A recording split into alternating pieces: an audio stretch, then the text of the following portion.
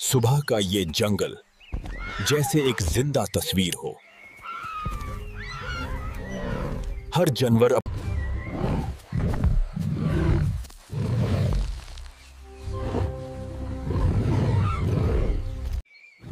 ये जगह इतनी खूबसूरत है लेकिन कुछ अजीब भी।